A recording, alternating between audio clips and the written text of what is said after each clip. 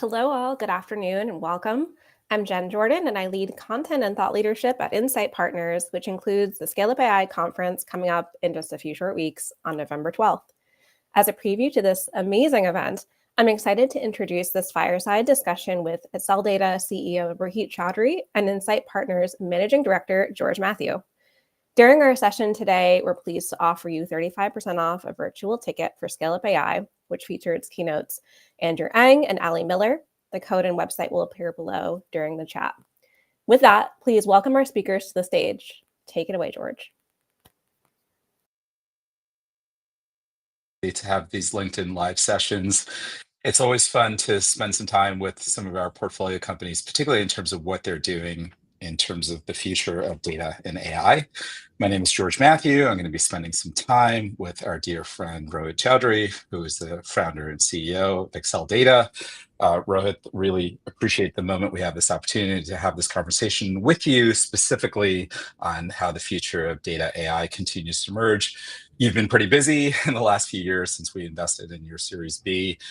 If you want to start the conversation off, Rohit, why don't we just start with a quick overview of really what's going on specifically in data observability, and just let everyone just understand what the scope and magnitude of the opportunity, particularly from a data observability standpoint, is, and then we'll get into a number of the things in terms of the impact on AI and data systems in general. Well, thanks, George. Always a pleasure to talk to you. And thanks for letting me pitch, data observability upfront. Really appreciate the opportunity. Yeah, let's So get the I think important stuff out of the way, and then we can talk about all the AI things later, exactly. right? But yeah, sure. Yeah. So, many years ago, when we started the company, we actually thought that the world is going to be slightly different than how it was appearing to me and my co-founders in 2017 and 2018. And I'll just recap that story and bring it forward very quickly. We imagined that the world is going to be a multi-cloud, multi-technology world, particularly in terms of, where data was going to get stored, where data was going to get processed, and where data was going to get consumed from. It was impossible to have a homogeneous, uniform system because data was coming at the to the enterprises at various velocities, and we knew that different use cases will probably require different kinds of technologies. So that was theory number one. The second theory that we had was that the systems that will continue to be included in the enterprise is not going to go down at any point in time. More technologies will get included, and the entire landscape will become more and more complex and difficult to manage. And the third thing, which was non-unique, but we all saw it coming. When we were going out and trying to hire data engineers, we could not find good enough data engineers, and we felt that if data exploded by 5x or 10x, it almost will be impossible for people to go manage the entire data landscape by themselves. And guess what? 6 years after we started the company, we seem to believe and seem to see that the same axioms continue to be true. More systems are getting included, more data comes to the enterprise, and fewer engineers are able to deal with the complexity that arises with that. And that sort of brought about this amazing opportunity where we are saying, on the back of 15 years of application deployment, IT application deployment, companies like Datadog, AppDynamics, and many others got built. And this is a time where companies like Acceldata will become, extremely important to the enterprise stack. And as they include more technologies, more new, variations and aspects of structured data, unstructured data, streaming as it goes mainstream, you need more visibility. So I think that has largely driven where Acceldata has come about and how data observability is progressing. I think more and more enterprises are now recognizing that this is the missing layer, and it's been an exciting last 18, 24 months in our business. And so I know you know this, but a lot of the audience might not know. This is actually Insight's third year of doing Scale Up AI. It's become one of the early global conferences in a lot of ways, to be able to bring a lot of AI data systems builders and executives, luminaries, and innovators into one place. In those last 3 years, Rohit, I know you've been very much involved with us through that journey of what we've gone through in terms of getting Scale Up AI to scale. What has kind of changed from your perspective in the AI world, particularly when it comes to how you thinking about data, how our customers, how the market really, from an enterprise standpoint, has had a bit of a revelation, at least when it comes to the use of data and building AI systems, and how does Acceldata really participate in that journey? So, at an Uber level, I think there's like massive optimism. We would talk about, data and AI and machine learning even, 5 years back. But the question that would get thrown back at, some of the practitioners, such as myself and many of my colleagues, was that, you guys keep talking about this moment that will come, but that moment continues to, sort of evade us. But that wasn't completely true because, the classical models, for, let's say, anti-money laundering, fraud detection, optimization of campaigns, getting better at supply chain logistics, those are already in place and they continue to be Mhm. giving some dramatic results. But what was sort of the smack in everybody's head last year was the whole AI experience that ChatGPT and OpenAI brought. And now people are thinking about the creativity that that whole new generation of models, particularly transformer based and the generative side of the world, has brought about. And I think every single enterprise leader is now thinking about how can they benefit from those Yeah. capabilities. And Yeah. some of these are already, taking shape and getting embedded. Well, I think that's right, right? Because if you think about it, feel like a very short amount of time to your point that the ChatGPT moment came about, but I had to almost sort of look it up again. ChatGPT was released on November 22nd, 2022, right? So we're almost now coming up on 2 years that the arrival of a generative pre-trained transformer at scale, right? Whether it be, sort of the introduction of Chat GPT with the 3.5 model, and more recently, of course, 4, and how many profound use cases have emerged both for consumer and in enterprise. And I think we spent a lot of the time, particularly in 2023, just testing and evolving and trying to see what are some of these AI systems that are coming into production. And now we're starting to see some of those systems really come online and come into production. Maybe you can kind of comment on enterprise data itself and the impact of a data observability platform, the impact of just enterprise data really being a substrate for getting your enterprise AI applications into production. Absolutely. I think, what has also woken up the enterprise leader from our perspective, especially, as we are, in the business of getting high quality data out for machine learning models, for AI, for, data products, and for business critical reporting.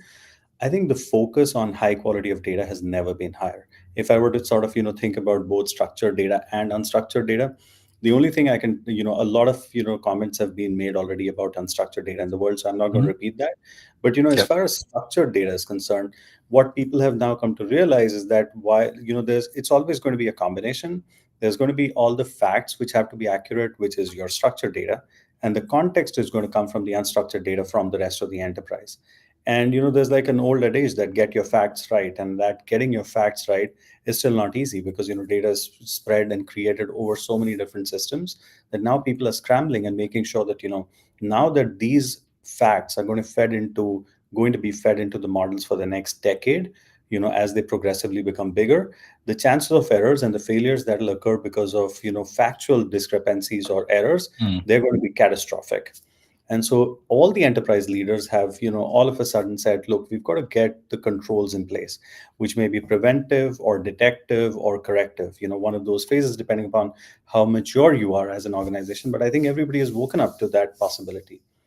The So second, spend a few seconds on that, by the way, because I think it's an important thing that a lot of this audience will want to hear more about, right? You said get the facts right, and what I presume you mean by that is like really get data quality pipelines really oh, absolutely. understood, how to work through, that observability moment around your data, and quality seems like a big element of it. Maybe give an example of situations, and with that, we'll protect the innocent. We're not going to name any big enterprise companies that didn't get the facts right for, a sake of a live broadcast like this. But maybe without naming names, you can spend a few seconds on situations, perhaps even the most disastrous ones you've seen, where they didn't get the facts right, nor the data quality or the observability around their Right. enterprise initiatives, and what has been, call it, the sort of negative outcomes. And of course, we can talk about all the amazing positive outcomes when it all works. But let's talk about the downside risk here. Yeah, sure. Let's start with the most relatable one. So when you order ink for your printer, because your kid has to do his or her homework tomorrow morning and submit, you get the printer cartridge on time, but guess what? The company is probably not being paid by the retailer that just fulfilled the demand that you had made.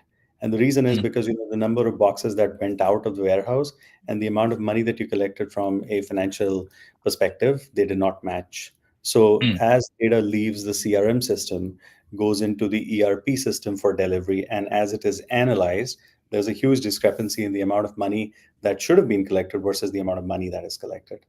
mhm, If you are today, as mortgage loans are going down in the US because of high interest rates, there's also a lot of flex loans coming up, or different mhm, kinds of loans which are coming up, short term loans. And it is possible that your loan application was denied for the wrong reasons because your credit score was not updated for months. And that is something that puts, the lending organization in jeopardy, and it becomes a different kind of a problem because they then have to defend their case. But, the other hand, the consumer is denied a valid and a genuine loan application. So that's how it affects you. If you are a large company and if your credit score, your commercial credit standing is reported incorrectly, your ability to raise credit or your ability to raise cash to run your business also reduces. So unless these things are reported accurately, if unless these things are maintained accurately across these various different connected systems, CRM systems, ERP systems, analytical systems, it's almost impossible to give a unified and accurate view of all your consumers, your relationship with those consumers, their ability to get credit or take credit or to be serviced in a certain SLA. And all of these have business implications. Now, as these systems are getting more and more complex, as we all know, in the last 10, 15 years, huge amount of complexity has come into the enterprise. So have the tools matured. But with the mhm, maturity of the tools, what has also happened is that there's a lot of velocity in the data from the point where it gets generated, and data is getting generated everywhere. It's getting generated on mobile applications on the back of, digitization of all the applications that the enterprise is used to. But a lot of that harmonization, when it starts happening from an analytical perspective or from a critical reporting perspective or compliance reporting perspective, it's not very accurate because data pipelines oftentimes have performance challenges. Sometimes new code gets introduced which is interpreting those data elements very differently.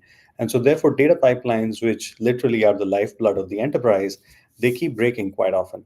But did you mhm, know about a breakage early enough? That the fact that data did not arrive into the CRM table despite the or the ERP system despite the order being placed.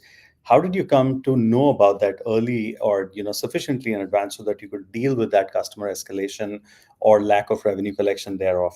So these are like critical use cases. Now, while these are very relatable at a high level, I can tell you that data engineering teams are also sufficiently challenged today to deal with the number of issues, the number of breakages, the number of performance issues that are coming because of just the exploding volume of data or the inclusion of newer systems. So all of this, what it essentially leads me to say is that all the enterprises have to start thinking about how do they want to essentially have a unified operable plane so that they can manage all these systems, very disparate systems, uniformly. And that's the whole goal that we've been out solving in the last 5 6 years. and so that's a clear example or set of examples you called out in terms of what happens when you don't have your observability capability from a data quality and lineage and traceability standpoint in order. Now let's like flip that the other way, and leave a positive note as we're kind of getting to the end of this particular LinkedIn Live session. Talk a little bit about what are the benefits and the amazing rainbows and unicorns that come about when you do have this right, and then we'll close up with a little bit more AI. But yeah, it'd be good to hear the upside here. Well, the upside is the following, that your customers buy more from you, obviously, because they're getting fulfilled and getting better services. The SEC and the FTC does not come knocking on your door with, Yeah, that's good expensive. upside. Yeah, you don't want them to come and knock on your door for sure. Yeah. And if, more regulations, are getting introduced every year, and how you're going to keep up. So that's a question that I think, a lot of data leaders are staying awake. But the third thing, which is more important, is that your long-term viability, your competitiveness, your ability to do better business, that gets strengthened. And it's an important point to think about. 5 years back, a lot of people used to say that if you don't have data, you're not going to be a viable business. And turns out it is true, because the companies that actually got their data right, they've actually reaped the benefit of getting massive amounts of data in the right place, in the hands of the right operational people. And I think Mm. we are going to see that kind of benefit. And there's going to be the next generation of companies coming out of this, which will become the AI haves and the AI have nots. And the AI haves will have it all, and the AI have nots will actually end up struggling. So the upside is that, you are going to start beating your competition by a significant margin if you actually get your data strategy right. And I think it has become a boardroom conversation now for all public and private companies. Play and this might be our last question before we have to close up here, but play that out a little bit for the next half a decade. What does the world look like for the haves and have-nots, particularly when it comes to a data-driven enterprise and ability to get sound AI application systems into market? I think so. We can talk in terms of two or three vectors. Obviously, the first one would be the assistance that the enterprise will be able to provide to all its employees, and by virtue of providing assistance to their employees internally, they will be able to improve a lot of externally facing factors, which includes all the way from CSAT to top line to bottom line.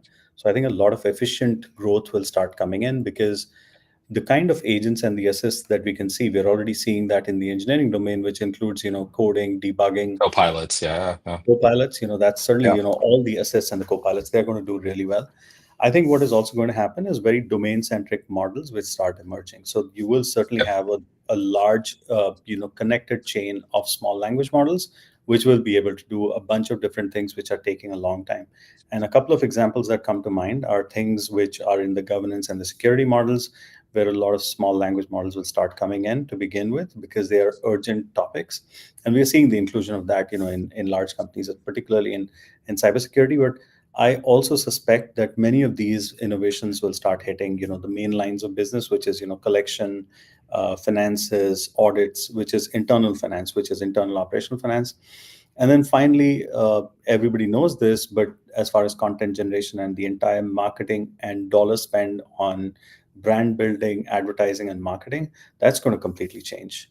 And if you take these big three blocks, you can actually put these three blocks and say it's going to affect every division of the company. No matter which company you're operating in, you're interacting with your customers, so your marketing and advertising has become important, your internal processes have gotten better, and your people are able to actually be a lot more productive. So I think every single enterprise stands to benefit, but you have to have a strategy, which means, which I said earlier as well, that get your fact in order and layer the right sort of context on that, so the facts are not interpreted incorrectly. And for that, there's like a strong foundation of both data and AI models. And that is the other thing that unfortunately we did not cover earlier today. I think what is going to happen is, and I'll just cover it in 30 seconds, that the data teams are going to be responsible for both the open source and the commercial models that will be in Mm. play. That's right. Yeah. Yeah. I mean, it's not just going to be about the model builders themselves or someone Yes. who's kind of like got machine learning engineering responsibilities. It is really the convergence of what data engineers and machine learning engineers are going to be literally doing together to get these high quality systems being built using data and AI.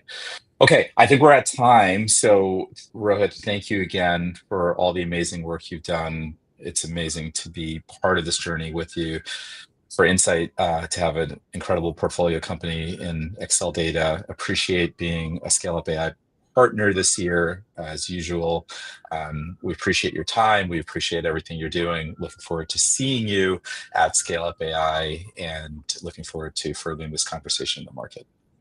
Likewise, George, and all the compliments are just also attributed to you. Thank you for your support, man.